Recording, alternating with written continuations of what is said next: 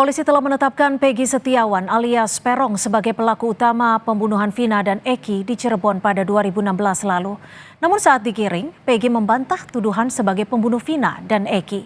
Bagaimana perkembangan kasus ini? Telah bergabung bersama kami Ketua Harian Kompolnas Beni Mamoto dan pakar hukum pidana Prof. Hipnu Nugroho. Selamat petang Pak Beni, Prof. Hipnu, terima kasih sudah bergabung bersama kami di Kompas Petang.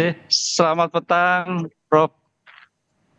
Baik, saya ke Pak Beni terlebih dahulu. Pak Beni, adakah update terbaru yang diterima Kompolnas usai polisi menggelar konferensi pers? Karena tadi juga ada yang menjadi sorotan ketika Peggy mengklaim membantah bahwa dirinya adalah pelaku dari pembunuhan Vina dan Eki. Ya, jadi dari Kompolnas sendiri akan mengawal terus.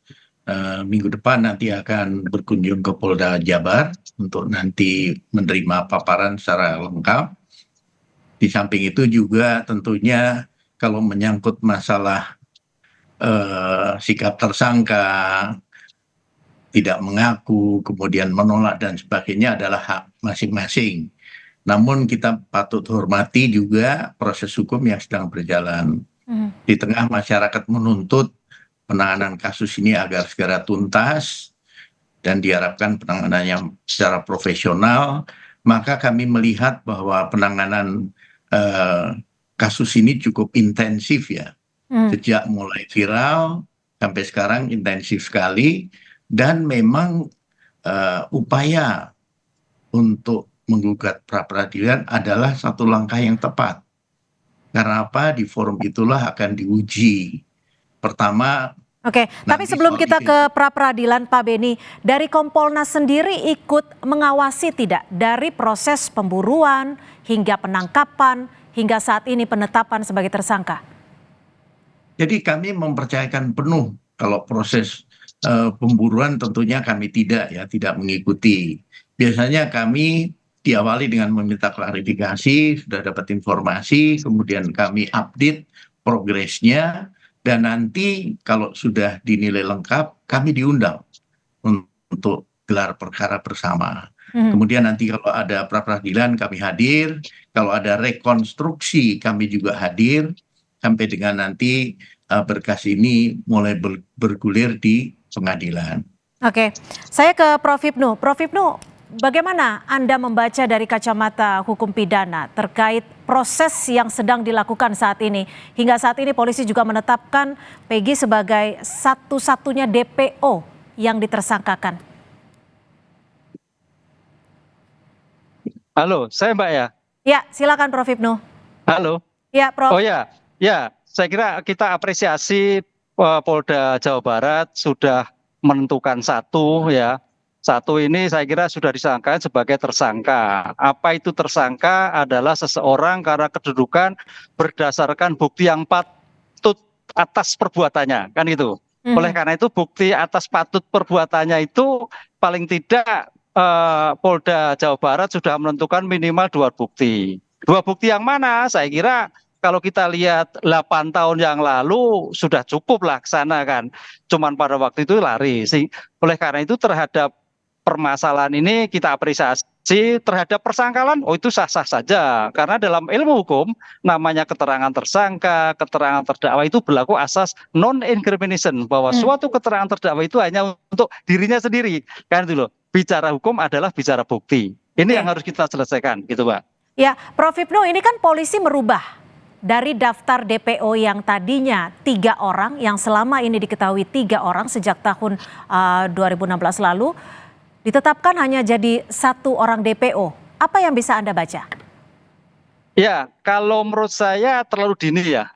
Karena begini Mbak, kalau kita lihat ke belakang, pernyataan Kapolres waktu itu di video adalah 11. Kan itu loh. Pertanyaannya yang 2 kemana? Kalau itu hanya 9. Dengan demikian, kami berharap mudah-mudahan 9 dulu. Dari 1 ini saudara P ini akan membuka kembali siapa 2 orang yang lain. Sehingga dengan konsep pembuktian di persidangan nanti akan terjadi, oh ternyata A, B. Sehingga memudahkan. Oleh karena itu pengungkapan perkara itu tidak hanya juga pada tingkat sidik, tapi pengungkapan perkara di peradilan juga sangat menentukan. Sehingga mudah-mudahan nanti jaksa, pengacara, hakim bisa mengorek kembali. Adakah yang lain? Nah, dari yang lain itu saya kira menjadi pintu bagi Polda Jabar untuk menentukan 2 yang ada sekarang ini. Gitu Pak, menurut saya. Oke, saya ke Pak Beni. Pak Beni, lalu apa dong yang membedakan dari yang beberapa tahun lalu kita tahu 3 DPO, yang sekarang akhirnya baru dijelaskan hanya 1 DPO?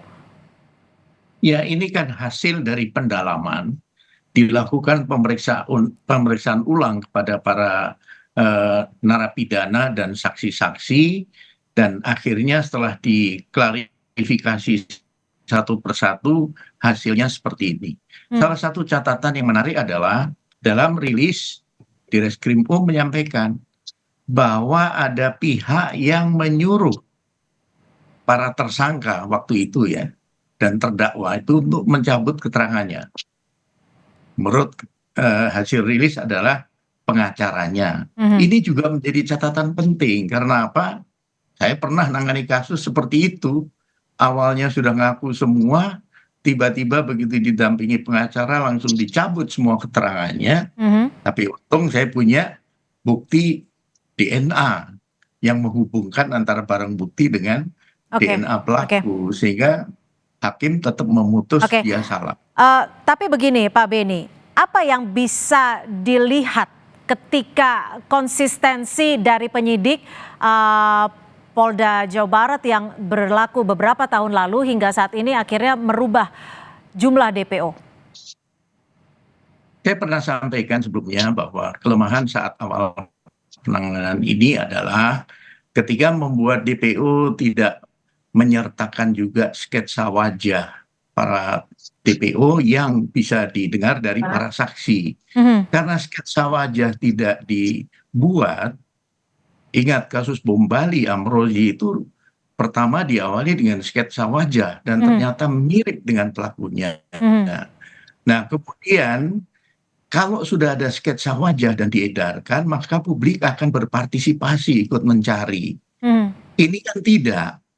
Kemudian akhirnya terjadi perdebatan sekarang. Peggy tinggal bukan di sana, Peggy tinggal di sini dan sebagainya.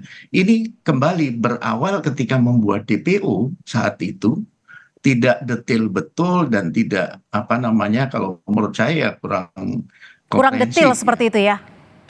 Iya. Baik. Sehingga sekarang memunculkan perdebatan. Baik, saya ke Prof. Hipnu. Prof. Hipnu, lalu sketsa wajah ini yang juga menjadi pertanyaan publik. Kenapa saat itu tidak dikeluarkan sketsa wajah dan juga ciri-ciri tidak diberikan secara detail? Dan ini juga yang menjadi catatan dari Pak Beni. Apa yang Anda lihat dari proses ini? Ya, tampaknya ada sesuatu yang disembunyikan, Mbak. Sebab kalau kita melihat suatu penentuan tersangka itu apa sih? Adalah hasil dari lidik. Lidik itu apa sih? Suatu tindakan penyelidik untuk mengumpulkan bukti guna menentukan tersangka. Artinya Mbak, kalau ketika 13 itu sudah ada, paling tidak Polres Cirebon itu sudah tahu foto-fotonya. Nggak mungkin nggak difoto, kan gitu Mbak. Ini yang jadi pertanyaan. Pasti 13 itu fotonya ABC dan sebagainya. Walaupun mungkin tadi DPO, tapi foto itu pasti ada. Karena itu sudah pada tingkat sidik penentuan tersangka. Nah, pertanyaannya, adakah foto-foto waktu itu? Nah, ini kalau waktu itu tidak ada ya saya kira itu sedikit kurang profesional ketika itu. Tapi kalau dari persyaratan mengeluarkan DPO itu termasuk tidak sih untuk mensyaratkan adanya sketsa wajah? Oh iya, termasuk bahkan kalau lalu fotonya. apa kecurigaan yang Anda baca? Kalau Anda tadi menyebutkan ada sesuatu yang disembunyikan, apa yang ingin disembunyikan? Apakah untuk mengaburkan dari sosok para DPO ini? Ya, kalau kita lihat penanganan perkara Mbak, apalagi perkara-perkara yang terkait dengan anak, apalagi perkara white collar crime, itu biasanya saat penentuan tersangka itu yang menjadi puncaknya. Berapa yang jadi tersangka? Ini yang kadang-kadang menimbulkan suatu permasalahan. Oleh karena itu objektivitasnya nanti di persidangan. Mbak bisa lihat kasus-kasus di persidangan akhirnya kan terbuka siapa yang A, B, C dan sebagainya. Kasus BTS, kasus SJL kan gitu kan. Apalagi ini gitu. Makanya kami harapkan dengan pengungkapan 1 PG ini segera disidangkan. Mudah-mudahan bisa membantu yang 2 sebagai DPO yang pada waktu itu tidak ada suatu identifikasi atau fotonya akan terbuka di persidangan. Ini Oke. bagian dari strategi pengungkapan suatu perkara. Ya. Pak Beni, lalu setelah ditetapkan satu orang DPO ini sudah ditetapkan sebagai tersangka, pengawasan seperti apa yang akan dilakukan Kompolnas selanjutnya? Yang pertama tentunya setelah nanti kami menerima gelar, pada saat gelar kami bisa mencermati ya alat buktinya apa, kemudian dari saksi-saksi nanti siapa saja, siapa yang merubah keterangan, yang dulu keterangannya begini, dicabut, kemudian kembali lagi, dan sebagainya. Itu semua nanti tentunya kami selaku mantan penyidik juga, itu bisa menilai ini sudah cukup atau betul atau belum, masih ada kelemahan atau tidak. Kemudian berlanjut kami juga akan mengikuti proses ketika sidang pra-peradilan. Di sana akan ada argumentasi dan adu bukti ya antara penasihat hukum yang menggugat atas nama Peggy kepada pihak kepolisian. Ini kami akan ikuti terus. Baik, saya ke nanti tentunya banyak hal yang bisa diklarifikasi ya, karena selama ini kan beredar kan sumbernya tidak jelas, kemudian saksi kemudian tiba-tiba sekarang sudah mulai bermunculan, jejak digital, foto-foto jadul dulu mulai muncul, oh ternyata mereka berteman, foto bersama-sama dalam satu kelompok, padahal sekarang mengatakan saya nggak kenal. Nah seperti inilah yang saya yakin penyidik sudah mendalami betul, mengklarifikasi betul bahwa mereka sesungguhnya kenal begitu. Baik, Prof. Hipnu, lalu pihak keluarga dari Peggy akan mengajukan pra-peradilan dan keluarga saat ini mengklaim bahwa saat peristiwa pembunuhan terjadi, Peggy tidak berada di Cirebon, namun berada di Bandung. Lalu berdasarkan kacamata hukum pidana, pembuktian seperti apa yang bisa diajukan oleh kuasa hukum dari keluarga Peggy? Ya, pembuktian ketika lokus dan tempus deliktinya terjadi, Mbak, yaitu di Cirebon. Di Bandung itu kan hanya pelarian.